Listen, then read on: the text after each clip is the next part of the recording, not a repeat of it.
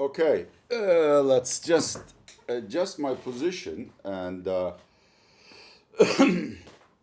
just hold the line here for a few seconds to make sure this new device is recording. It seems like the red button is on and it is recording. Yes, yes, and I think my voice is audible, so this is a perfect start to another broadcast of Real Turkey Channel presented by Atilla Yeşilada.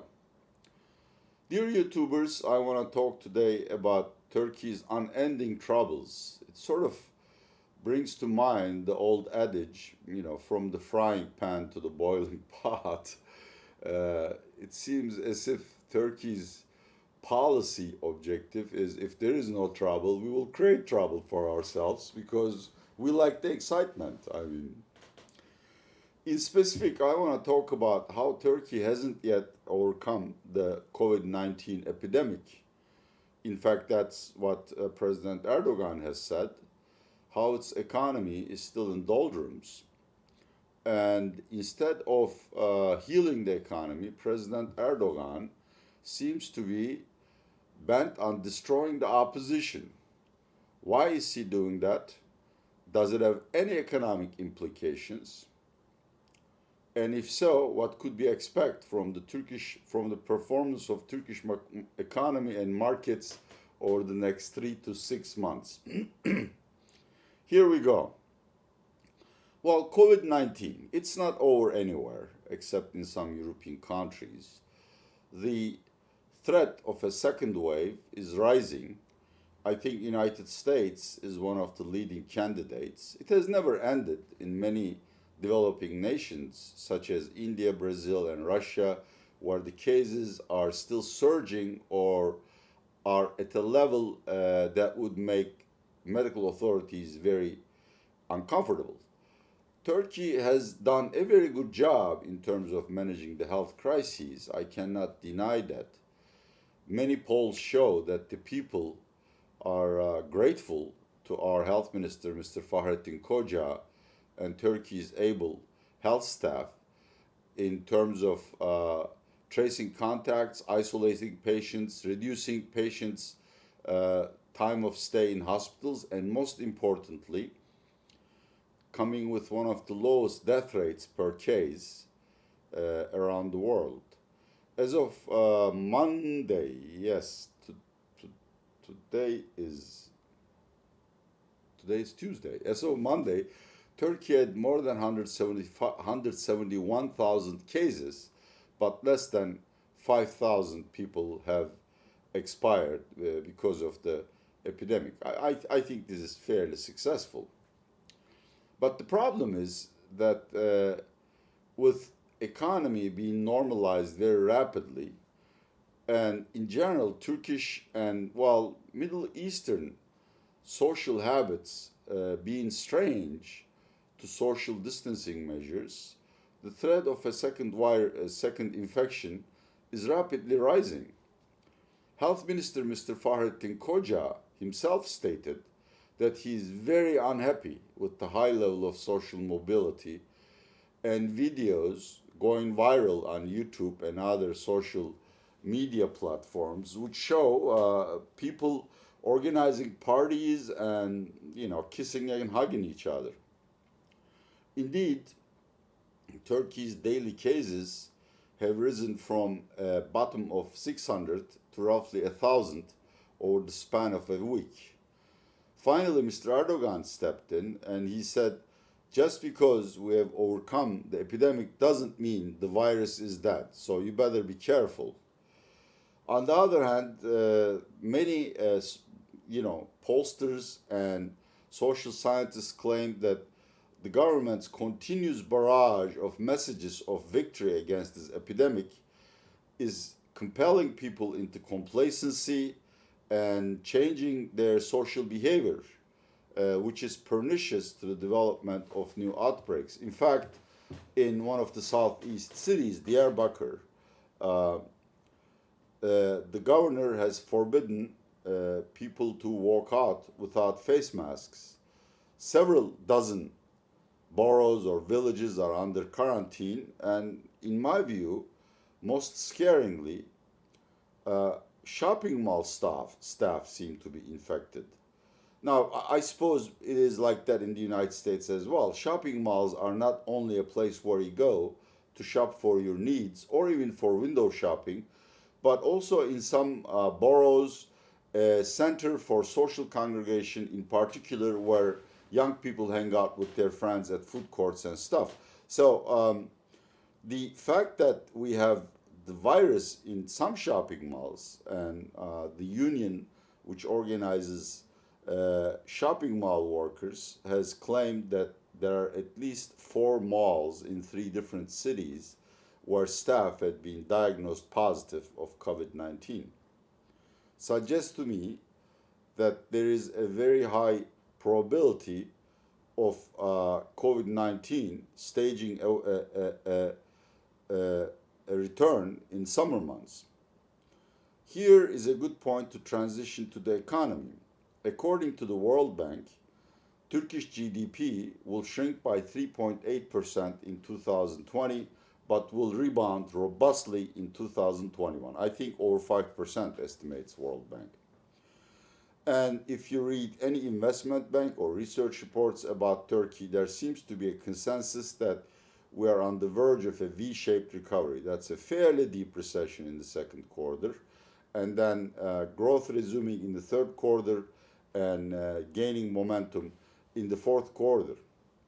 Obviously, this is all conditional on the virus being wiped out from Anatolia so that we don't have new shutdowns or lock-ins or quarantines, which are devastating to Turkey's economy, which is very heavy on small service companies. Roughly 60% of GDP is generated by services.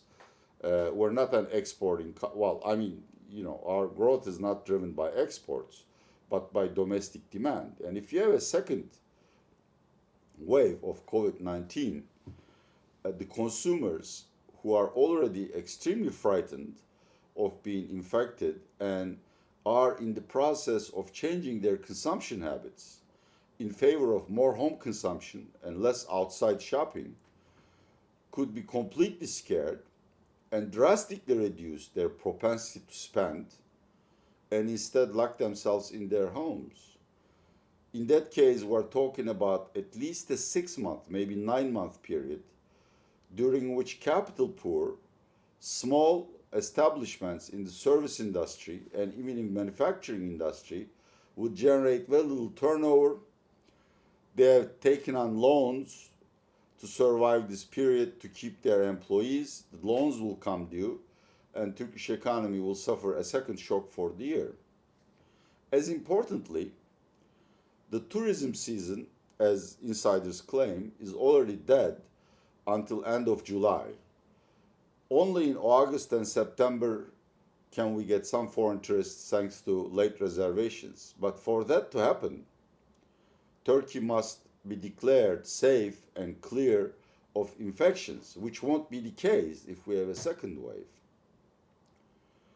So I think it's fair to say Turkey is at the border of the river. Whether it will cross the river to shiny vistas on the other shore is not yet obvious. Moreover, the worst of the recession has been prevented with massive credit issues and central bank money printing. In terms of credit issues, the credit stock has risen by 20% year to date, and on an annualized term, roughly 80%. If you look at Bank of International Settlement research, or in general financial economics research, it will tell you in country after country, these credit booms cause over-leveraging among households and corporates and usually end in a financial crisis, which then depresses GDP for years to come. I'm afraid if the economy doesn't recover in the third quarter, the government will redouble its efforts to stimulate it through more credit issues and thus seriously jeopardize financial stability. Finally, on economics, the money supply or monetary base uh, rose by 80% since the beginning of the year. In other words, central bank is printing money. Now, of course, this is the new normal. It's accepted behavior. Fed, European Central Bank, Bank of Japan, Bank of England, even Bank of Brazil. I'm sure it has a different name. I'm just saying Central Bank of Brazil um, are sort of obligated, if not by their constitutional mandate, then because of the obvious social necessity to print money, on one hand to finance soaring budget deficits, on the other hand to help small companies and people tide over this period of no income. This apparently gave Central Bank of Turkey the license to print money, but Turkey is a different country. We have something that has disappeared in countries except Venezuela for a decade now. High inflation. Turkish inflation is at 11.5%. And also we have a savings deficit. We mean anytime Turkey grows, it also produces current account deficits. So if you keep printing money, at some point, it will weaken the currency, increase the current account deficits, or lead to another boom in inflation, all of which are extremely negative outcomes. This is really basic Econ 101 analysis. I am sure President Erdogan has advisors who are more sophisticated and knowledgeable than me in terms of economic matters. Why he doesn't understand that any improvement in Turkish economic data is transitory and its continuation dependent on solid economic policies as well as ongoing efforts to stamp out the virus through Anatolia. Mr. Erdogan is currently preoccupied with destroying the opposition instead of focusing on the economy. And this is obviously, I'm not a great fan of AKP or President Erdogan, so you may interpret this as the, unfair criticism of a dissident. But this is really not the case. There's very concrete evidence that Mr. Erdogan and AKP are losing ground in the polls. And in order to make sure that the opposition doesn't make mileage out of this economic crisis, they are really cracking down hard. The latest example is a parliamentary decision to remove the immunities of 3 opposition deputies, 1 from main opposition party CHP, 2 from pro-Kurdish rights party HDP. Their crimes are political. As far as I'm concerned, what they did wasn't a crime, but they are political prisoners. But their immunity was lifted and they were immediately put back in prison. Mr. Berberoğlu giving conditional parole on account of overcrowded prisons until 31st of July, but he shall return to the prison. Several journalists from the opposition ranks or dissident journalists have been arrested again. And according to many Turkish observers, domestic observers, Mr. Erdogan and his partner, Mr. Bahçeli, are planning new legislation to censor social media, where opposition parties are stealing the game, hands down, from AKP's propaganda machine. A second legislation to bar the new split-offs from AKP, namely Ali Babacan's Deva Party and former PM Ahmet Davutoğlu's Future Party from the next elections. There might even be plans to reshuffle the electoral system to increase the advantage of AKP and MHP, even if they get fewer votes in the upcoming elections. And of course, there has been the arrest of several CHP local assemblymen and women on, in my view, fictitious charges of provoking people against religion or against Erdogan, God knows what. But I mean, there is this tremendous pressure on all of the opposition parties, a complete shutdown of their access to mainstream media, and a barrage of mudslinging and defamations by pro-AKP media. Now, this has raised the expectation that Mr. Erdogan is preparing for snap elections by autumn, which is also my view, but that's not important. What is important is that in today's world, perception is reality. That's what behavioral economics tell you.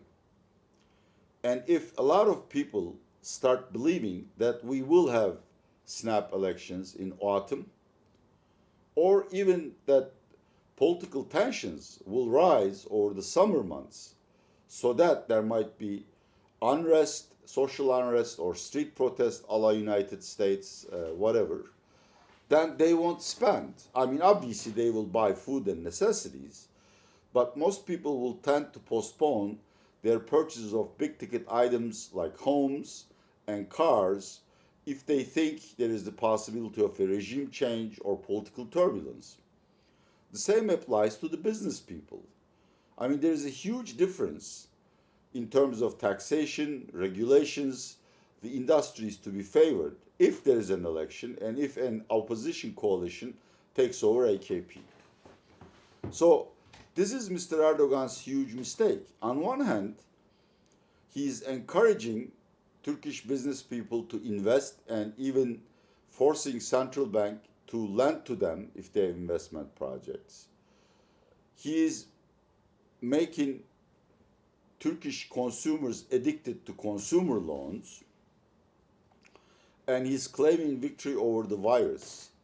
His objective being to stimulate the economy rapidly, in particular tourism and manufacturing industries, so we can get some tourists from Europe and replace Asian suppliers with Turkish suppliers.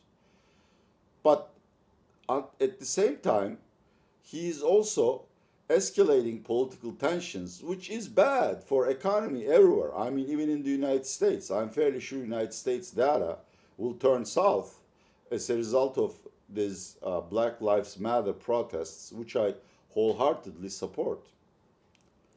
Now, if my conclusion is correct and Mr. Erdogan intends to escalate the pressure on the opposition until A, either the economy improves, or B, he decides there is no hope for the economy and his best chance is to call snap elections, then consumer and investor confidence will go down sharply in the summer. If you put on top of that a second wave of COVID-19 epidemic, the outlook looks very bad.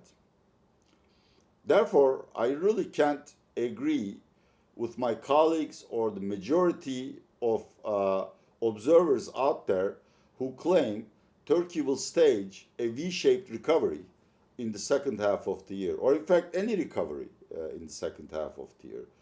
I expect by end of June, Turkey will have a sufficient increase in the number of COVID-19 cases so that local quarantines and stay-home orders may be issued, which would further depress consumer confidence.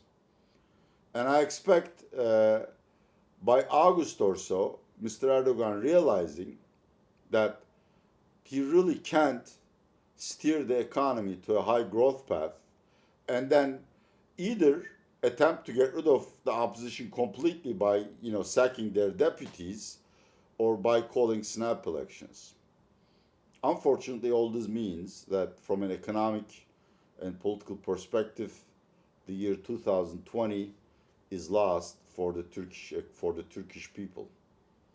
And in case of snap elections and the opposition replacing AKP MHP in the parliament, while Mr. Erdogan stays president, we will have a divided executive and legislative, which would make decision making very difficult and augurs poorly for 2021. Thank you very much. That's all I have to say. I just wanted to warn you that even though the world press praises Turkey's stellar efforts to combat COVID-19, risks are not over, and we're creating them by ourselves, which would have unintended consequences on the economy and financial markets. I want to thank all of our audience. This has been another broadcast of Real Turkey channel presented by Atilla Yeşilara. And if you like our content, please share it with others. Show it to friends who might have business interests or academic interests in Turkey. Have a good day. Stay safe.